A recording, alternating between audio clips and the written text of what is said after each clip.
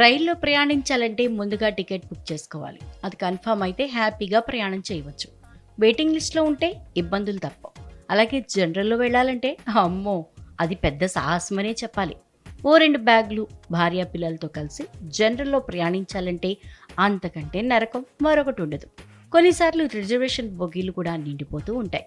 Reservation లేని వాళ్ళు కూడా జనరల్ టికెట్తో రిజర్వేషన్ బోగీలోకి ఎక్కేస్తుంటారు.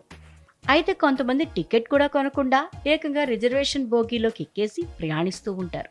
అలాంటి వారికి రైల్వే శాఖ చెక్ పెట్టాలని భావిస్తోంది. అందుకోసం కొత్త రూల్ని ఇండియన్ రైల్వేస్ తీసుకురానుంది. రైల్లో ఎన్ని సీట్లు ఉంటాయో అన్ని టికెట్లు మాత్రమే అమ్మాలని నిర్ణయించుకుంది. ఈ కొత్త రూల్ వల్ల టికెట్ పొందే వారికి తప్పనిసరిగా సీట్ ఉంటుంది. పార్లమెంట్లో రైల్వేలకు సంబంధించిన ప్రశ్నలకు సమాధానమిస్తూ కేంద్ర రైల్వే మంత్రి అశ్విని వైష్ణవ్ ఈ విషయం వెల్లడించారు.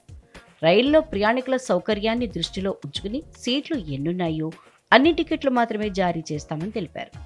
అంటే రైళ్లలో సీట్లు అయిపోతే టికెట్లు అమరన్నమాట. అందువల్ల సీట్ లేని వారు రైలు ఎక్కరు. తద్వారా వేరే వారి సీట్లో మరొకరు వచ్చి కూర్చునే వీలుండదు. అయితే టికెట్ బుక్ చేసుకునేటప్పుడు కొంతమందికి వెయిటింగ్ లిస్ట్ ఉంటుంది. వారికి టికెట్ ఇచ్చేటప్పుడు రైల్వే శాఖ సీట్లు ఖాళీ ఉంటేనే టికెట్ ఇస్తుంది. సీట్లు లేకపోతే ఆ వెయిటింగ్ లిస్ట్ వారికి టికెట్ ఇవ్వదు. ఈ నిర్ణయం వల్ల రైల్లో విపరీతమైన రద్దీ సమస్య తొలగినట్లే. స్లీపర్ క్లాస్ కోచ్లో 6 నుంచి 7 లోయర్ బెర్త్లను, అలాగే థర్డ్ ఏసీలో 4 నుంచి 5 లోయర్ బెర్త్లను, 2ఏసీలో 3 నుంచి 4 లోయర్ బెర్త్లను సీనియర్ సిటిజన్లు, 45 ఏళ్లు దాటిన మహిళలు, గర్భిణీలకు కేటాయిస్తామన్నారు. అందువల్ల వారంతా కింది బెర్త్లలో పడుకునేందుకు వీలుంటుంది.